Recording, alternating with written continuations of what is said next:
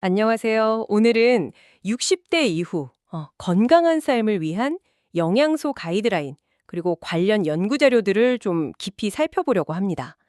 당신의 활기찬 황금기를 위해서 꼭 기억해야 할 그런 핵심 정보들을 좀 뽑아왔는데요. 단순히 뭘 드세요? 이게 아니라 이게 왜 중요하고 또 어떻게 효과적으로 섭취할 수 있는지 자료 속에 어떤 숨겨진 팁까지 알려드릴게요. 바로 시작하죠. 자료들을 이렇게 쭉 보니깐요. 60대 이후에 가장 큰 걱정거리 중 하나가 바로 근감소증이더라고요. 그러니까 나이가 들면서 근육이 자연스럽게 좀 줄어드는 현상? 이걸 막으려면 단백질이 필수라고 다들 강조하는데 구체적으로 얼마나 신경 써야 할까요? 네, 맞아요. 근육 감소는 이게 단순히 힘이 약해지는 문제를 넘어서요. 활동량 저하, 또 낙상 위험 증가로 이어질 수 있어서 정말 중요합니다. 저희가 검토한 자료들, 특히 대한노인병학회 가이드라인 같은 걸 보면 노년층은 생각보다 많은 양, 그러니까 체중 1kg당 1.0에서 한 1.2g 정도의 단백질 섭취가 권장돼요. 1.2g이요? 생각보다 정말 많은데요. 네, 젊은 성인보다 단백질 합성 효율이 좀 떨어지기 때문에 더 적극적으로 드셔야 하는 거죠. 매 끼니마다 손바닥 절반 정도 크기의 단백질 식품을 포함시키는 게 좋습니다. 그렇군요. 그 정도 양을 소화 부담 없이 꾸준히 섭취할 수 있는 좋은 방법 같은 거 자료에서 좀 강조하는 부분이 있었을까요? 아, 물론이죠. 일단 부드러운 달걀찜 좋고요. 지방이 적은 흰살 생선이나 닭가슴살도 괜찮죠. 그리고 소화가 좀 편한 두부, 콩, 렌틸콩 같은 이런 식물성 단백질을 활용하는 것도 아주 좋은 대안으로 제시됩니다. 여러 종류를 좀 번갈아 드시는 게 영양 균형에도 유리하고요. 아니겠습니까? 칼슘하고 비타민 D가 중요하다는 건 뭐 잘 알려져 있긴 한데요. 이번 자료들에서는 특별히 어떤 점을 좀 강조하고 있나요?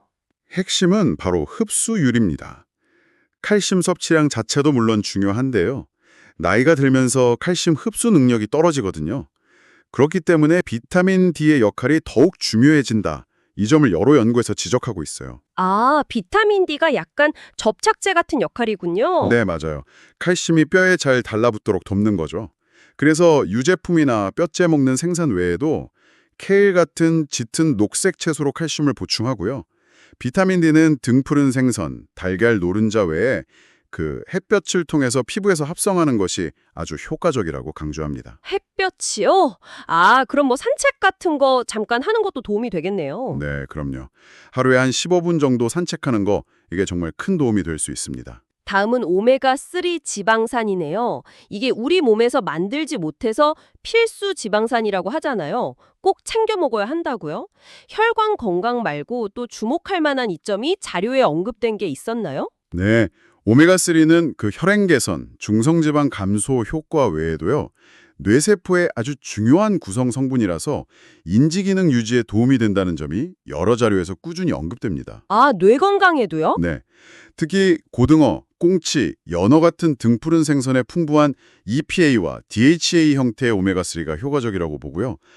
들기름이나 후두 같은 식물성 공급원도 물론 좋지만 생선을 그래도 주 2, 3회 정도 섭취하는 것이 권장되는 이유죠. 듣고 보니까 예전 같지 않다. 이런 느낌이 그냥 기분 탓이 아닐 수도 있겠어요.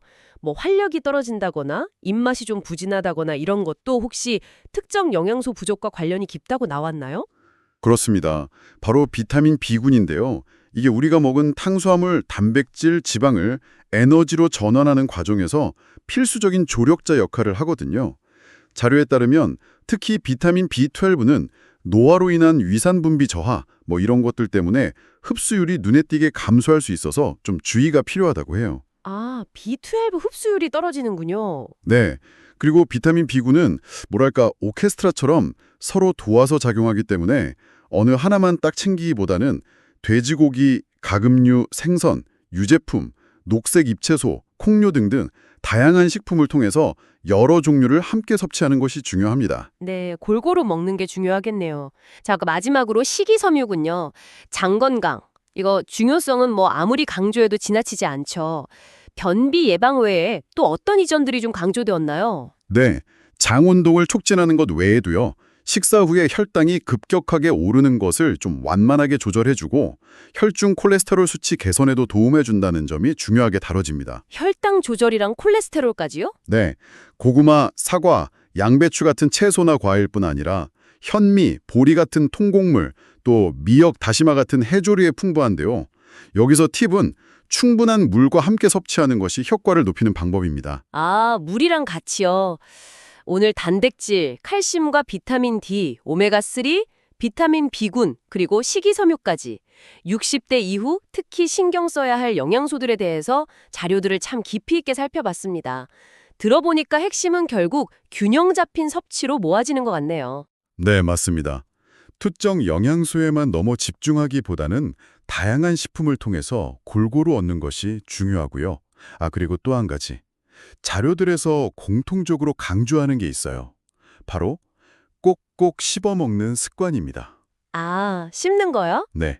소화 흡수율을 높이는 가장 기본적이면서도 중요한 방법이니까요.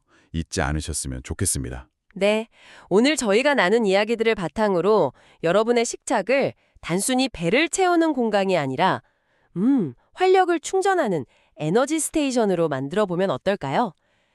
오늘 어떤 음식을 좀 더 더하고 또 어떤 조합을 한번 시도해 볼까 이렇게 고민하는 그 자체가 건강한 변화의 시작일 수 있습니다. 당신의 빛나는 60대를 응원합니다.